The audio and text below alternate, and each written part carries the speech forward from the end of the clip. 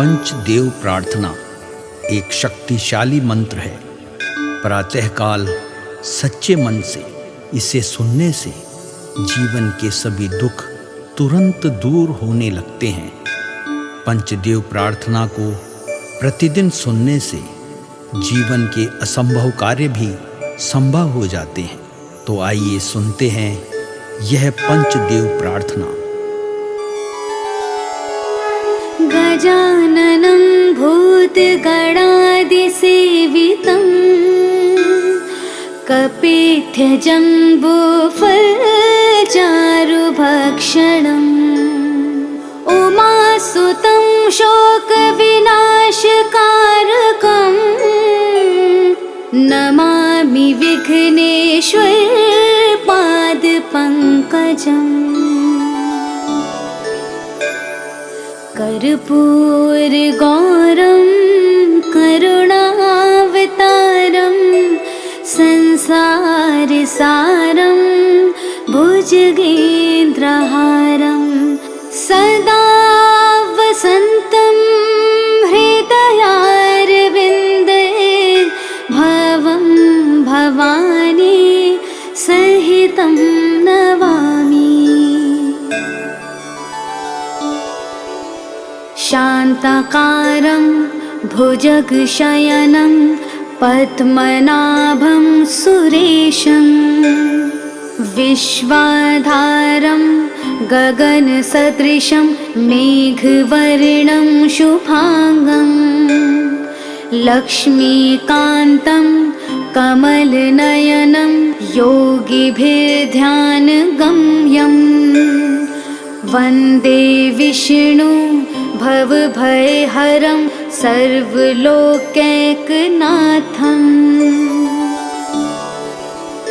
नीलाम्बुजश्यामलकोमलाङ्गं सीतासमारोपितवामभागं पाणो महासायकचारुचापं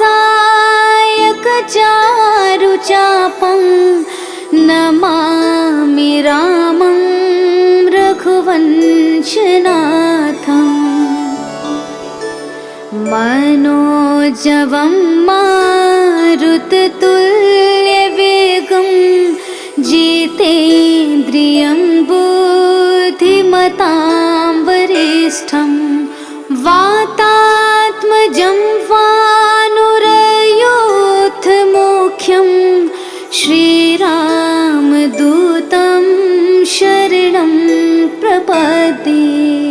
करारविन्देन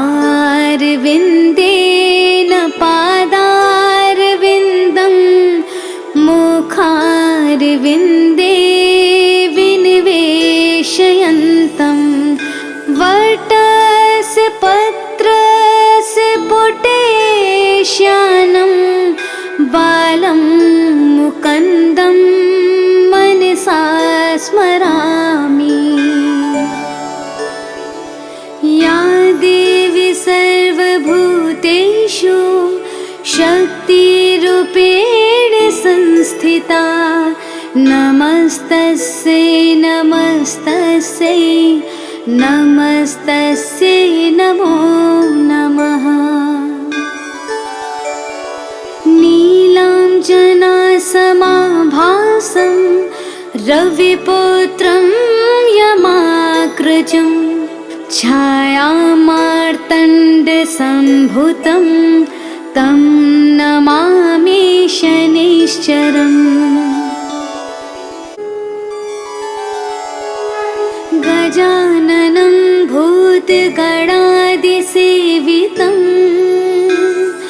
कपित्थजम्बूफलचारुभक्षणम् उमासुतं शोकविनाशकारकं नमामि विघ्नेश्वरपादपङ्कजम्।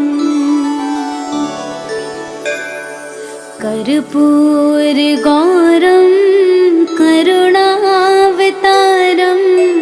संसारसारं भुजगेन्द्रहारं सदा वसन्तं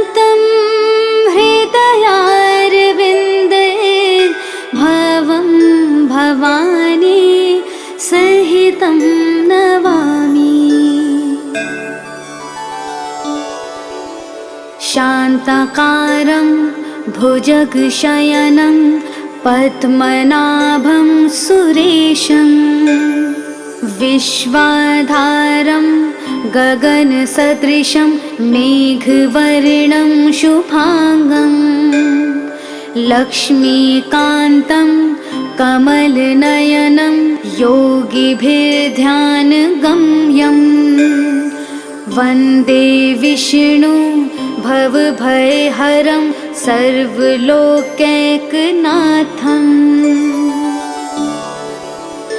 नीलाम्बुजश्यामलकोमलाङ्गं सीतासमारोपितवामभागं पाणो महासायकचारुचापं नमामि रामं रघुवंशनाथम् मनोजवं मारुततुल्यवेगं जितेन्द्रियं बुद्धिमतां वरिष्ठं वातात्मजं वानुरयोधमुख्यं श्रीरामदूतं शरणं प्रपद्ये करारविन्देन पादारविन्दं मुखारविन्दे विनिवेशयन्तं वटस्य पत्रस्य पुटेश्यानं बालं मुकुन्दं मनसा स्मरामि। या देवी सर्वभूतेषु शक्तिरूपेण संस्थिता नमस्तस्यै नमस्तस्यै नमस्तस्यै नमो नमः। नीलाञ्जनासमाभासं रविपुत्रं यमाग्रजं छायामार्तण्डसम्भुतं तं नमामि शनैश्चरम् गजाननं भूतगणादिसेवितं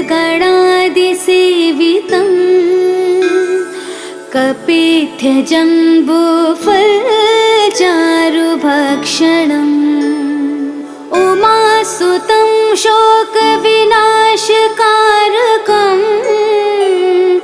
नमामि विघ्नेश्वरपादपङ्कजम् कर्पूरगौरं करुणावतारं संसारसारं भुजगेन्द्रहारं सदा वसन्तं हृदयारविन्दे भवं भवानी सहितं नमामि। शान्ताकारं भुजगशयनं पद्मनाभं सुरेशं विश्वाधारं गगनसदृशं मेघवर्णं शुभांगं लक्ष्मीकान्तं कमलनयनं योगिभिर्ध्यानगम्यं वन्दे विष्णु भवभयहरं सर्वलोकैकनाथं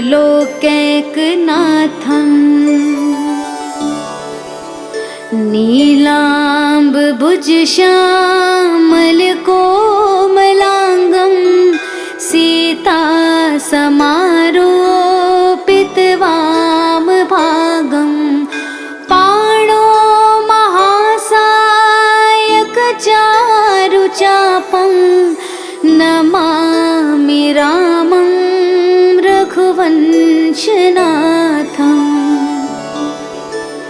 मनोजवं मारुततुल्यवेगं जितेन्द्रियं वरिष्ठं वातात्मजं वानुरयोधमुख्यं श्रीरामदूतं शरणं प्रपद्ये। करारविन्देन पादारविन्दं मुखारविन्दे विनिवेशयन्तं वटस्य पत्रस्य पुटेश्यानं बालं मुकुन्दं मनसा स्मरामि। या देवी सर्वभूतेषु शक्तिरूपेण संस्थिता नमस्तस्यै नमस्तस्यै नमस्तस्यै नमो नमः। नीलाञ्जनासमाभासं रविपुत्रं यमाग्रजं छायामार्तण्डसम्भुतं तं नमामि शनैश्चरम्। गजाननं भूतगणादिसेवितं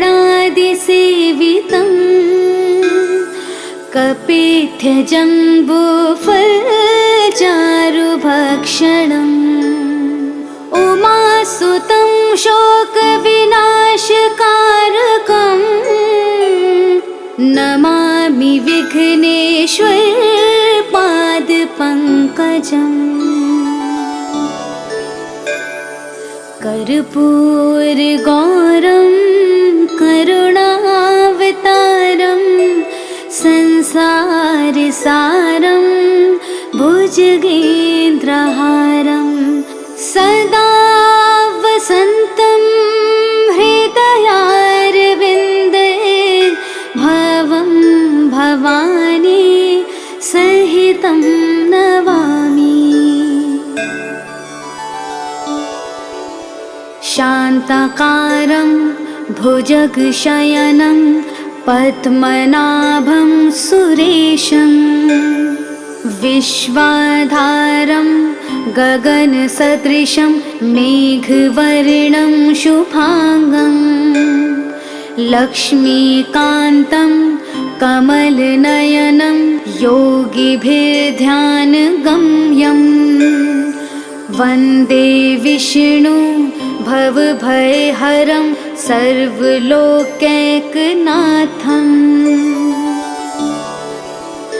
नीलाम्बुजश्यामलकोमलाङ्गं सीतासमारोपितवामभागं पाणो महासायकचारुचापं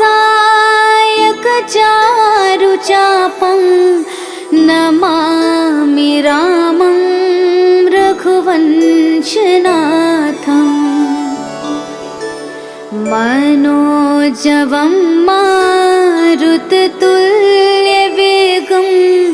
जितेन्द्रियं बुद्धिमतां वरिष्ठं वातात्मजं वानुरयोधमुख्यं श्रीरामदूतं शरणं प्रपद्ये। करारविन्देन पादारविन्दं मुखारविन्दे विनिवेशयन्तं वटस्य पत्रस्य पुटेश्यानं बालं मुकुन्दं मनसा स्मरामि। या देवी सर्वभूतेषु शक्तिरूपेण संस्थिता नमस्तस्यै नमस्तस्यै नमस्तस्यै नमो नमः। नीलाञ्जनासमाभासं रविपुत्रं यमाग्रजं छायामार्तण्डसम्भुतं तं नमामि शनिश्चरम्। गजाननं भूतगणादिसेवितं कपित्थजम्बूफलचारुभक्षणम्। उमासुतं शोकविनाशकारकं नमामि विघ्नेश्वरपादपङ्कजम्। कर्पूरगौरं करुणावतारं संसारसारं भुजगेन्द्रहारं सदा वसन्तं हृदयारविन्दे भवं भवानी सहितं नमामि। शान्ताकारं भुजगशयनं पद्मनाभं सुरेशं विश्वाधारं गगनसदृशं मेघवर्णं शुभांगं लक्ष्मीकान्तं कमलनयनं योगिभिर्ध्यानगम्यं वन्दे विष्णु भवभयहरं सर्वलोकैकनाथम्।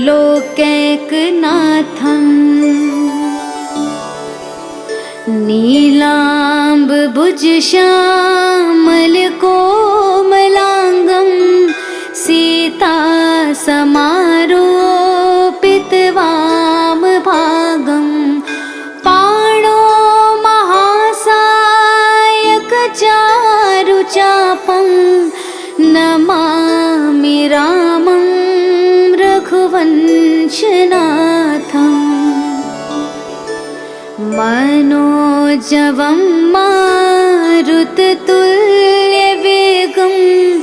जितेन्द्रियं बुद्धिमतां वरिष्ठं वातात्मजं वानुरयोधमुख्यं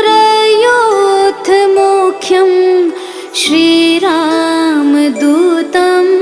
शरणं प्रपद्ये। करारविन्देन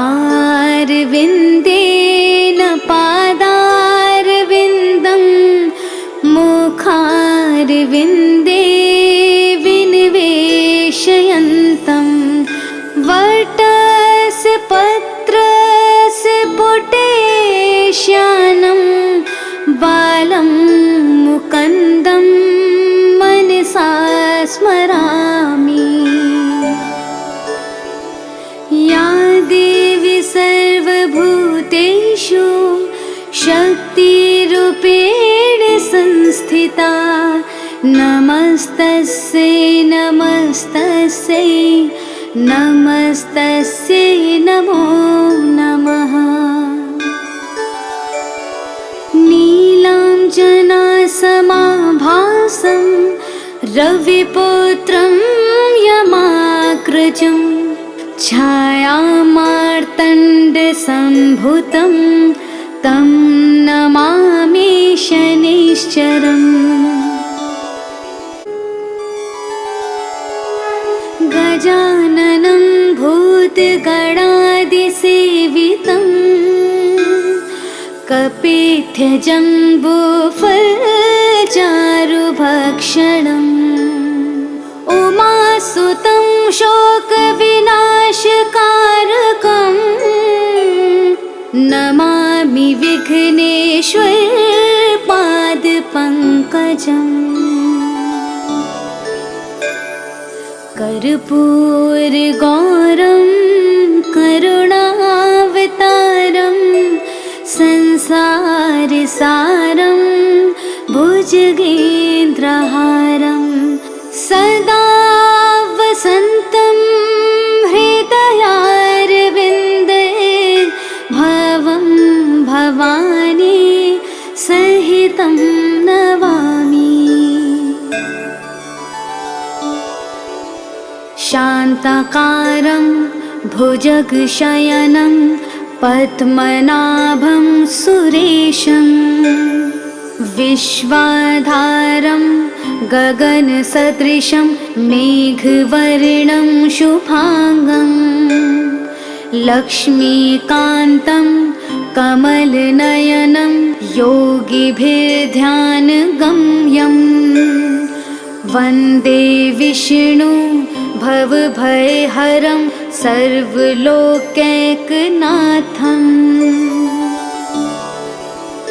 नीलाम्बुजश्यामलकोमलाङ्गं सीतासमारोपितवामभागं पाणो महासायकचारुचापं नमामि रामं रघुवंशनाथम्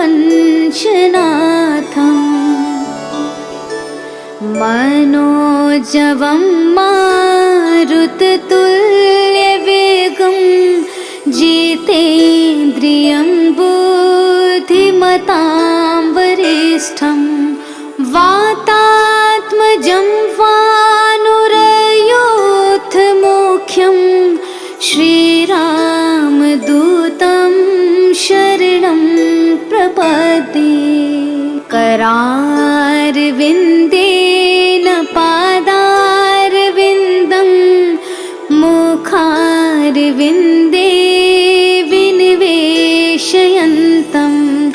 वटस्य पत्रस्य पुटेश्यानं बालं मुकुन्दं मनसा स्मरामि। या देवी सर्वभूतेषु शक्तिरूपेण संस्थिता नमस्तस्यै नमस्तस्यै नमस्तस्यै नमो नमः। नीलाञ्जनासमाभासं रविपुत्रं यमाग्रजं छायामार्तण्डसम्भुतं तं नमामि शनैश्चरम् गजाननं भूतगणादिसेवितं कपित्थजम्बूफलचारुभक्षणम् उमासुतं शोकविनाशकारकं नमामि विघ्नेश्वरपादपङ्कजम् कर्पूरगौरं करुणावतारं संसारसारं भुजगेन्द्रहारं सदा वसन्तं हृदयारविन्दे भवं भवानी सहितं नमामि। शान्ताकारं भुजगशयनं पद्मनाभं सुरेशं विश्वाधारं गगनसदृशं मेघवर्णं शुभांगं लक्ष्मीकान्तं कमलनयनं योगिभिर्ध्यानगम्यं वन्दे विष्णु भवभयहरं सर्वलोकैकनाथं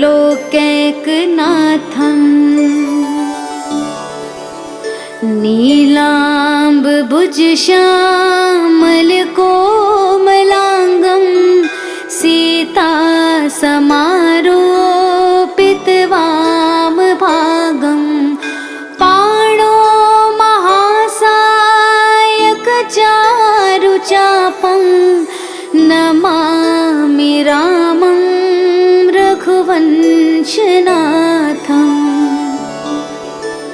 मनोजवं मारुततुल्यवेगं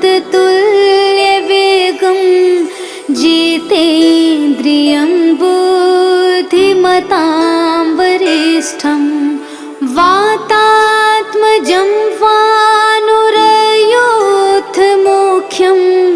श्रीरामदूतं शरणं प्रपद्ये। करारविन्देन पादारविन्दं मुखारविन्दे विनिवेशयन्तं वटस्य पत्रस्य पुटेश्यानं बालं मुकुन्दं मनसा स्मरामि। या देवी सर्वभूतेषु शक्तिरूपेण संस्थिता नमस्तस्यै नमस्तस्यै नमस्तस्यै नमो नमः। नीलाञ्जनासमाभासं रविपुत्रं यमाग्रजं छायामार्तण्डसम्भूतं तं नमामि शनैश्चरम्। गजाननं भूतगणादिसेवितं कपित्थजम्बूफलचारुभक्षणम् उमासुतं शोकविनाशकारकं नमामि विघ्नेश्वर पादपङ्कजम्। कर्पूरगौरं करुणावतारं संसारसारं भुजगेन्द्रहारं सदा वसन्तं हृदयारविन्दे भवं भवानी सहितं नमामि। शान्ताकारं भुजगशयनं पद्मनाभं सुरेशं विश्वाधारं गगनसदृशं मेघवर्णं शुभांगं लक्ष्मीकान्तं कमलनयनं योगिभिर्ध्यानगम्यं वन्दे विष्णु भवभयहरं सर्वलोकैकनाथम्।